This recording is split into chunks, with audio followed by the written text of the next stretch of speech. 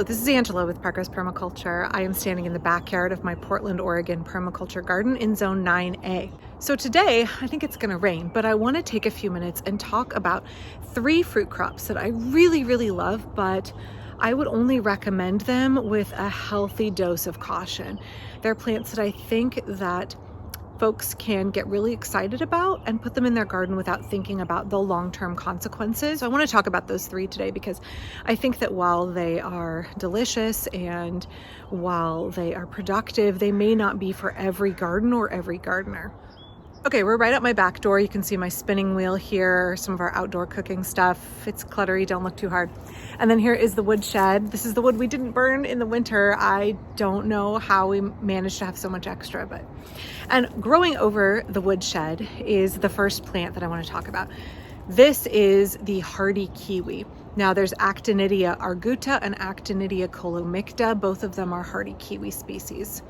Hardy kiwis are, unlike their big fuzzy cousin, are small. They're also called kiwi berries, and they have a smooth skin and you can eat the whole thing. I think the flavor is superior to the fuzzy kiwi and you don't have that fuzzy outside. Also, Actinidia colomicta is much more cold hardy. It does very well here in the winter without cold damage at all. So fuzzy kiwis, especially the males, which tend to be genetically weaker because they've not been bred for hardiness, they tend to have not only fungal diseases, but a lot of dieback in the winter. Hardy kiwi, on the other hand, incredibly resilient. Okay, so let's talk about the pluses here. Beautiful. There are varieties that are somewhat evergreen. There are varieties that have variegated foliage. A very attractive vining plant. It produces large yields at maturity. Large yields. Very tasty fruit here, late September, early October. Also, these can be really hard to find in the grocery store. If you've watched a number of my other fruit growing videos, you'll know that I'm a big fan of growing something that is either very expensive in the store or I can't find it at all unless I grow it myself. I want to have that diversity in my diet, diversity of flavor, diversity of crops. And so I'm a big fan of growing something that I know I can only get it if I grow it myself. So this is Dumbarton Oaks. It is my favorite variety of hardy kiwi. I have tasted many. One Green World is a specialty nursery here in Portland. It's a fruit nursery and they have tons of varieties of hardy kiwi. You can order them online. They don't sponsor me. I just really like them. And they have a fruit tasting in the fall. So I've been able to taste probably 8 or 10 varieties of hardy kiwi and this is my favorite. Okay. Why would I not recommend this plant if it produces tons of fruit and they're delicious and they're really expensive if you can find them in the store? You probably have to grow them yourselves. It's cold hardy. Okay.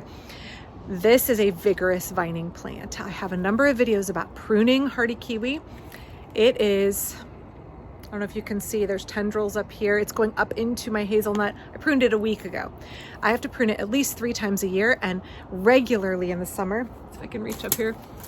Regularly in the summer, I have to come get these strays that appear over the top of the woodshed. There it is. So if you cannot commit to an intensive pruning regimen, please don't grow this plant. Here's a prime example. It's been a week since I've pruned. You can see there's a big tendril here, tendrils here up into the hazel. The male here, actually I pruned it 2 days ago. The second thing is that a mature vine can weigh 100 pounds. Laden with fruit, it can weigh 150 to 200 pounds. So you need a strong structure. We're not talking about a regular garden arch, especially not a metal one, a very robust structure. Vining plants tend to be vigorous because they are trying to work themselves up through a tree and reach the sunlight. So we're talking 35, 50 foot long if you don't prune it.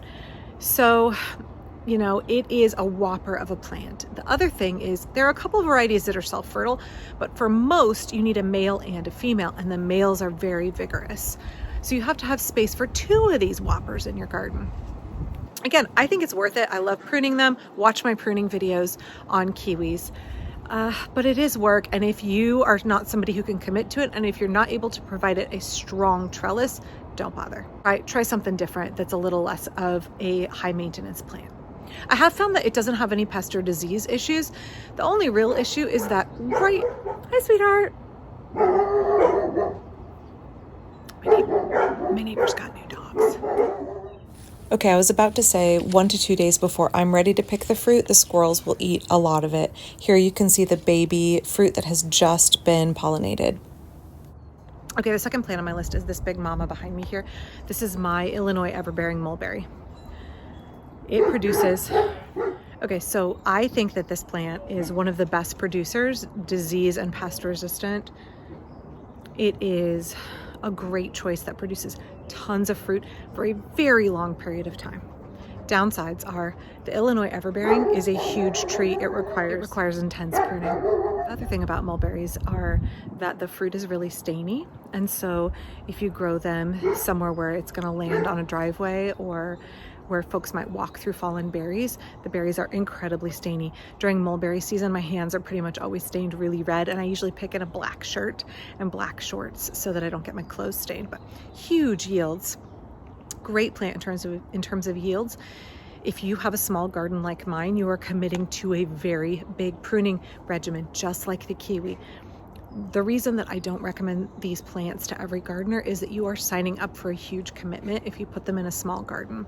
If you're going to put your Illinois everbearing or other kind of larger mulberry in a larger garden and you're going to let it get bigger, then you're going to need to think about how you're going to access the fruit. I know a number of people lay tarps down and they shake the tree so the berries will fall onto the tarps. But harvesting becomes an issue if you don't keep it pruned really small. For me, if I had to do it over again, I don't know. I love this tree, and we eat buckets and buckets of mulberries. I freeze them and we eat them all winter long. I do think it's too big for the space. I do worry about it a little bit as I get older, what this is going to look like in terms of pruning it to keep it manageable. Again, very, very stainy fruit, so be cognizant of your neighbors and if you have it where the fruit might get dropped into a path. One of the things I like about this tree and where I put it is that it's in the poultry run, and ducks love mulberries, and so any fallen fruit they clean up, so I don't really have the like treading through fruit issue for me. But so there are ways you can work around that in your design, but definitely recommend with caution for this tree, even though I think it's wonderful, great high yields, disease resistant, delicious, super sweet fruit. Here's what I mean. All of this is a lot of pruning work. This tree wants to be 60 feet tall, but let me show you how much fruit is on here. Okay, so here's all the green fruit, and again, it ripens over a long period of time. So it's just going to be buckets and buckets and buckets and buckets of fruit off of this plant. Huge amount of fruit. I come out and pick every day. I put on a podcast or a book in the summer, and I pick every day. Okay, now I'm up by the front of the house. Here's my front door. It's my doorbell. And we're going to talk about this plant right here. So this is just an apple tree. It is a Hudson's Golden Gem. It's my favorite variety of apple. It's George's favorite as well. I would definitely recommend apples with caution. So apple trees, you can see I keep this pruned quite small. So there's my roof line. I keep it pruned quite small. It is a semi-dwarf variety, but I keep it short so I can reach everything without getting on a ladder. Apples are kind of fussy, right? You need a correct pollination partner. You need an apple that's in the same blooming group and is compatible with another apple, which is not a problem here in Portland because everybody grows apples, and because I have like 6 in my yard. I used to have 10, and I have been paring down the amount of apples that I have because apples are so prone to scab and codling moths and apple maggots and a whole host of problems.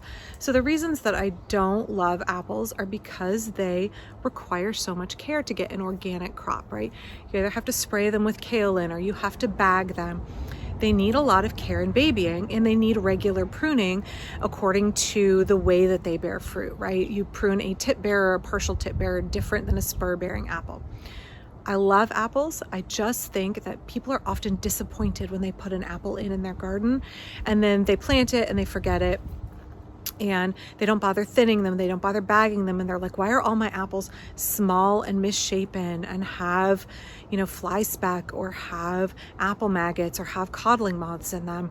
It's very, very difficult to grow apples organically without some amount of relatively intensive labor early in the season to protect the fruit. So obviously I love apples, but I find that they require a level of care that not everybody wants to give, and that's why I would recommend them with caution. However, just like the kiwis and the mulberries, you can get all kinds of apples you would never see in a grocery store if you grow them yourself. Again, plugging One Green World Nursery, but boy, they have a bajillion varieties. Also the Home Orchard Education Center here just outside of Portland. Tons of rare varieties, and the apples that you can grow at home, those heirloom varieties of apples. Now I know here you can also get those at the farmer's market or at New Seasons, but not every home gardener has those options. The varieties you can grow in your garden have such tremendous flavor and texture and color variety, such different aromas, such different storage capabilities. You can grow all kinds of great cider apples if that's what you want, things you cannot buy in the store. I would never want to eat another Red Delicious again as long as I live, and very rarely even like a Granny Smith. Okay, I'll use them in pies. I want those heirloom varieties. I want my Cox's Orange Pippin. I want my Roxbury Russet. I want my Ashmead's Kernel. I want my Hudson's Golden Gem. I want my Liberty. All of those apples that I can only get if I grow them myself, but I have to be willing to do the work to get a satisfactory crop, or it's going to be full of apple maggots, or it's going to have issues. Okay, I'm late. I need to get bagging. This is the same apple tree, right? I was standing on the other side of it. So there's my front door. I need to bag these puppies soon. That's going to be a couple hours of labor. It takes me a couple hours to thin them and bag them to protect them from coddling moths and apple maggots. Hudson's Golden Gem, a really lovely oblong yellow apple, just the most buttery, delicious apple. Cannot say enough good things about it. So those are my three kinds of fruit that I think are really exceptional for a temperate permaculture garden, but they're not for everybody. Great fruit producers, delicious flavor, unusual fruit you can't necessarily get unless you grow it yourself. But that doesn't mean that you're not committing to some level of work. I think it's important to remember a percentage of pest and disease pressure is normal. A percentage of time of your garden year spent pruning and shaping when you are trying to grow large plants that want to be very rambly or very tall, or that are grafted and thus are really a branch that you're trying to grow as a trunk. That's going to require a certain percentage of your garden time in maintenance of that plant. And I think some people have an idea that permaculture is a no maintenance garden, that you can just throw things in and they'll do fine. There is some truth to that. If you're trying to do it in a small space and pack things in, and if you're trying to get an optimal yield of fruit that is as beautiful as possible, as imperfection free as possible, then it's going to take more work.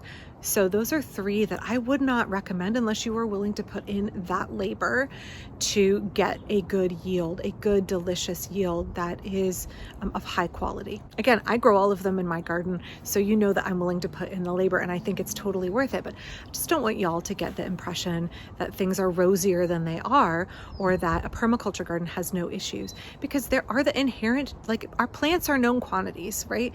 Our plants have known issues, and we have to know what we're dealing with and not come in with rose-colored glasses or come in naive about the reality of growing certain crops. Everything is not going to be like a magical Eden with no pest or disease pressure or no issues for the gardener, because that's not how nature works. Like, pests and diseases are part of nature, and the plant's natural growth habit is part of what you are signing up for when you put it in your garden. So I hope that video was helpful for you all. Please don't forget to click like and subscribe. And if you're interested, follow me over on TikTok or on Facebook, and I'll be back soon with a regular video here from my permaculture garden in Portland, Oregon. Bye.